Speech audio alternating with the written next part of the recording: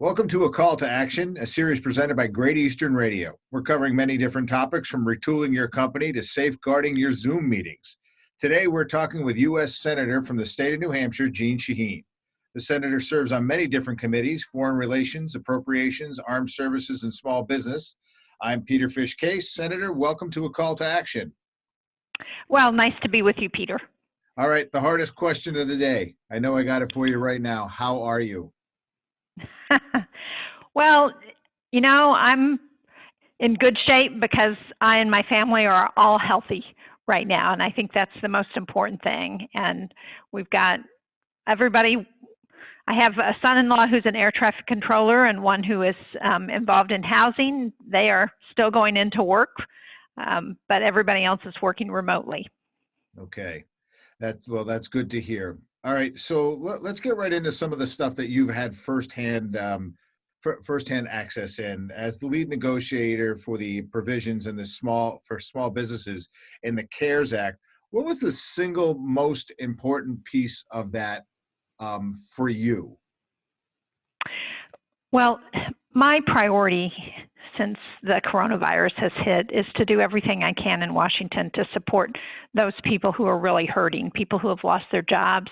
Small businesses in New Hampshire, I know it's true across New England, small businesses are really, so many of them are really hurting, and the goal of the Paycheck Protection Program was to try and both support small businesses and support the workers that they hire. And that is still the goal. Obviously, businesses went through the first round of money very fast. There were, I think, some real mistakes in implementing that by the administration and the Small Business Administration because they didn't do a thorough enough job of vetting.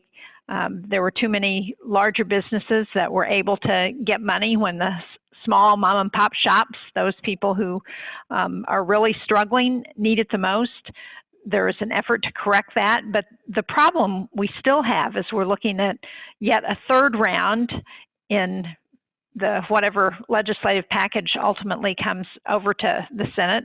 I guess we've gotten it from the House, but whatever comes out of that, we need the data. We need the information from the SBA on what's working, what's not working. I've talked to businesses who have gotten the Paycheck Protection Program and those who have not. And there are concerns among both groups. But we can't do anything about that in the next legislative package if we don't have the data. And so far, the Small Business Administration, the Department of the Treasury have been stonewalling the committee and not willing to come before us and give us the information we need. That has to be frustrating. I mean, how do you break through? Very frustrating. How do you go through that, though? I think we can tend to raise it every opportunity, like this conversation we're having, to point out to people that this is not something that allows us to make good policy decisions. I appreciate that people who are in SBA and working on this are really overwhelmed. I'm not being critical of them for this. This is really a function of the leadership, and we need to do something about it. We need to get the information to make good decisions, to help businesses, to help workers, so that when we get through this pandemic, we have small businesses who can start up again, who can keep their workers on and be ready to go. Okay. Well, let me ask you this. So this is round number 3 that we're going into. How many more times can the Fed keep going to the well? I mean, what do you feel is the overarching feeling as to, is it one of these situations where we're in this nobody pandemic's well world and we're just going to keep trying to figure it out because we're all fixing the car as it's moving? I mean, is that kind of where we are? I think it is to some extent. Look, we know that people in New Hampshire, in Vermont, across this country are still really hurting. They've been laid off. They're able to collect unemployment, but that's not like having a job and having the security of your job.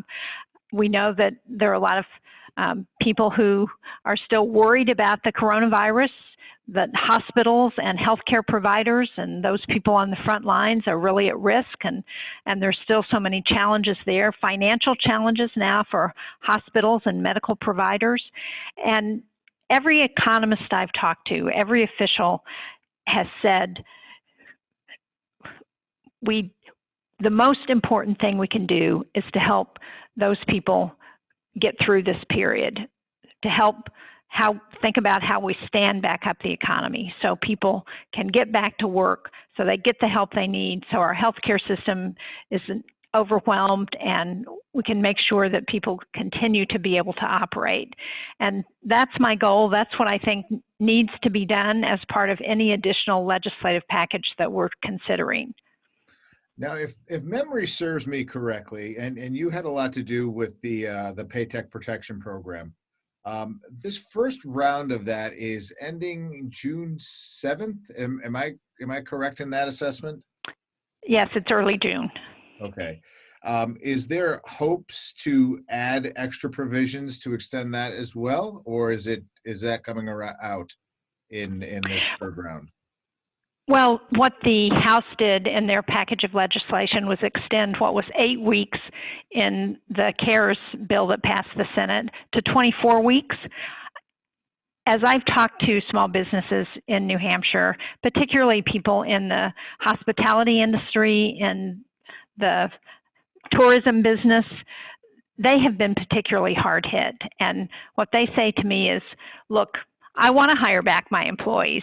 I've got money to do that, but it doesn't make sense to hire them back now if there's nothing for them to do. So if I can wait and hire them back when we're ready to stand up our operation again and have the extension of that 8 weeks, I'm in much better shape. And so I think we've got to look at that as the House did when it comes to the Senate. I think we've got to look at the payback period for small businesses. The House did that as well, and see how we can change it now that we've seen how some of it is working. And even though we don't have all the data, we know anecdotally, we know from what we're hearing from businesses that there are things that they need in order to hire their employees back and be able to work once they open up. And so we need to respond to those concerns. Senator, let me ask you a quick question. As I walk the surface of the earth here, just as a layman on the street, and you spend any more than 10 minutes on social media, it seems like everything is this huge partisan divide. Does it feel that way when you are trying to work through the details of these huge pieces of legislation? Well, in the first 3 packages, the first 2 passed unanimously out of the Senate, and as did the third one. It was 96-0. We were missing a couple of people who were in self-quarantine at that point, but that's pretty bipartisan.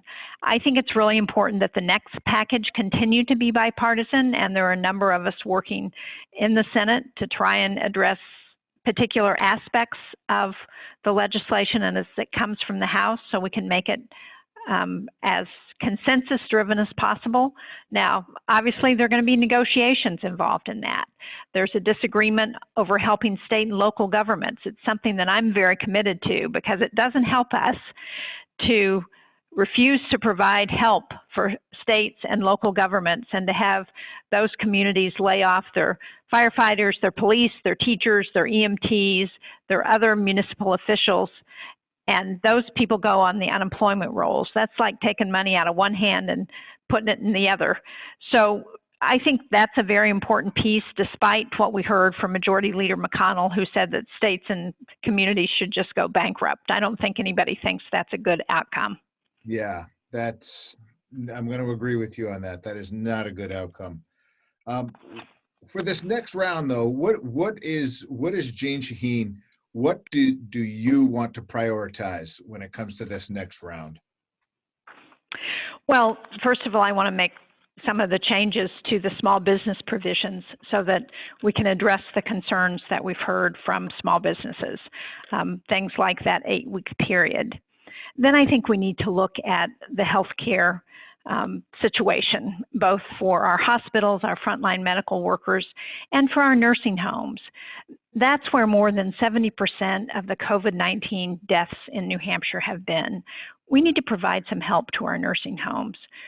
As I said, we need to help those state and local governments who are really on the front lines of this. And that means supporting those essential workers one of the things that's in the House bill that I think is a very good idea that New Hampshire has started to implement already is providing help to those frontline workers who are healthcare workers, first responders, those keeping the grocery store shelves stacked, people who are really putting themselves at risk during this time. We need to think about how we can provide some additional compensation.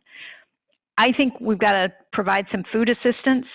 You can't watch news reports at night on television and see those long lines of cars lined up and waiting for food help and not think we've got to do more to provide food assistance to people. So I think we've got a lot to do. The Postal Service is another place where I think we need to provide additional help. It is not going to help anyone during this pandemic to have the Postal Service be privatized or get in even worse shape. So there's a lot we still need to do, and I'm hopeful we can work together to address that. Well, you know, I for one appreciate the work that you're doing and seeing this as clearly as I see it. And I know that we had to do this over the phone today, so you missed me nodding in agreement with you throughout this whole thing. Oh, good. Well, we could Zoom, Peter, and that way we can see us both nodding. All right, maybe the next time when we go for an update, we'll do that. All right, so let me, and I know that you're pressed for time, but I do just have one more question for you. Is there something happening right now that hasn't quite hit the news cycle yet that you would like to begin to speak about, or that you are able to speak about? Well, it's actually been in the news, but I think not at the level where people have really internalized it. And that is the fact that the Affordable Care Act, where so many people are getting their health care, is under attack. And it's not at all clear if the courts are going to overturn the Affordable Care Act. That would be a disaster.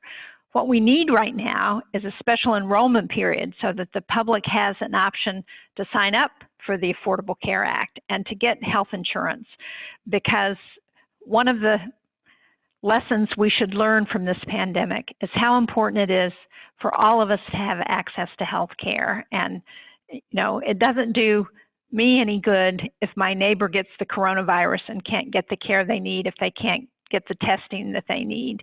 It's in everyone's benefit to ensure that all Americans have access to health care when they need it, and it's particularly clear right now.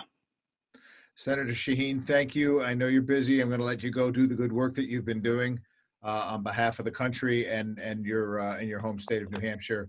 I appreciate you jumping on a call to action with me today. Great to talk to you, Peter. Thank you.